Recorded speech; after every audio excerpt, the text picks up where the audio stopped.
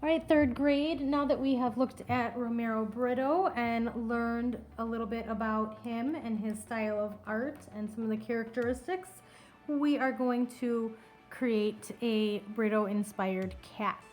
So for this project, you're going to want to work with your paper nice and tall in portrait direction. Remember, I'm going to draw in a Sharpie. You should draw in a pencil so you can erase and make changes. And I'm going to start near the middle of my paper with an outstretched V. From there,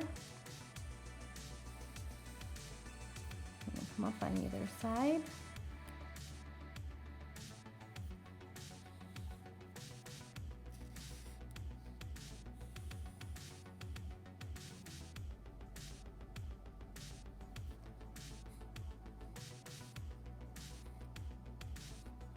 Create the nose.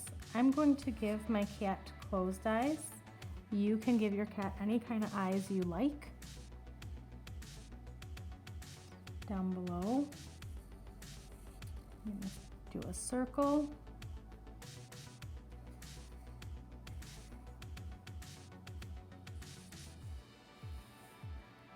Giving my cat a bow tie. From the center of that circle, I'm going to come down. Create the paw and bring it up.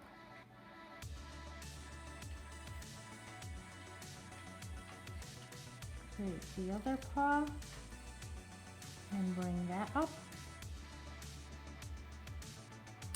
And I need my hind legs. So it's going to be a curve and the foot out to the side.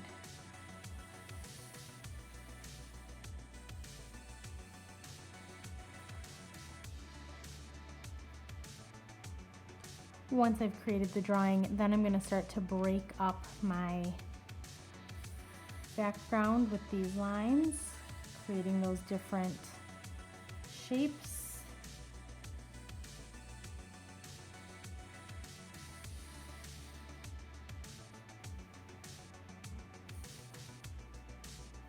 That I can fill in with my patterns.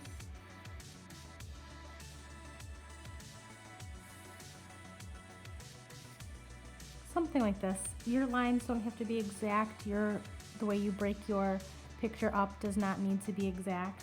After you draw the cat, you can come in and you can kind of divide and break the cat up into some shapes as well, so that you have different sections that you can fill in with patterns. Now, black outlines are one of the characteristics of Britto's work. I drew in a Sharpie. I strongly recommend that you drew first in a pencil. If you have a Sharpie, go ahead and you can trace over all of your lines so that you get the thick black outlines.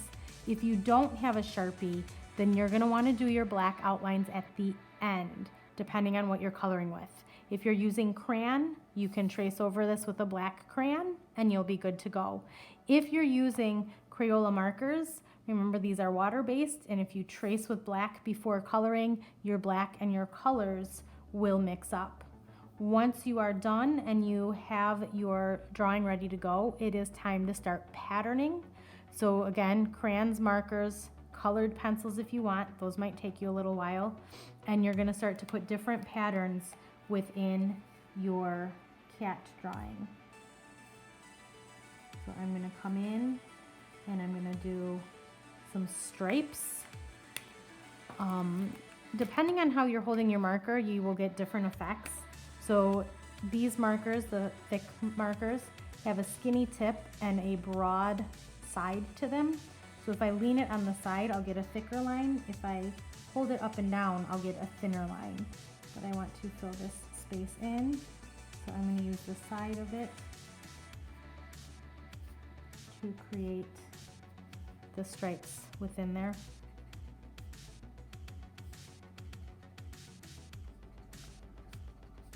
One of the things that Romero Britto did in his artwork was his initials. He oftentimes would put his initials as one of his patterns or one of his sections.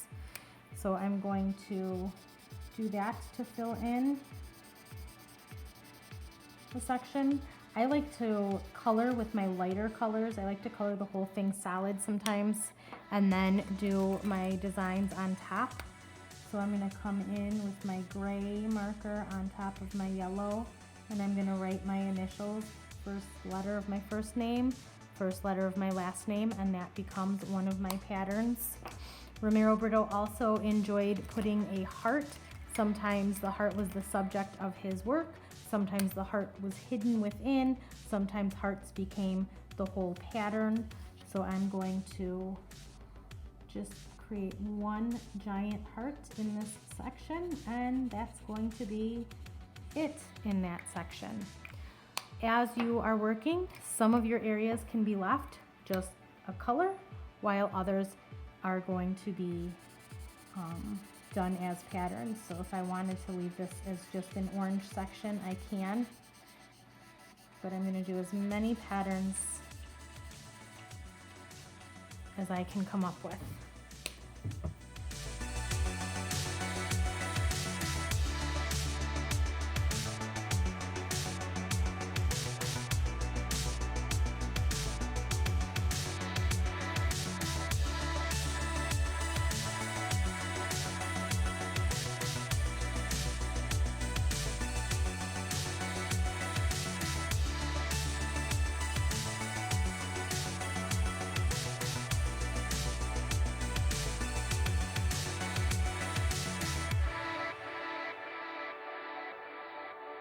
Once you have finished coloring the whole thing, it is time to upload to Artsonia. I can't wait to see what you guys created. I hope you enjoyed learning about the artist Romero Britto.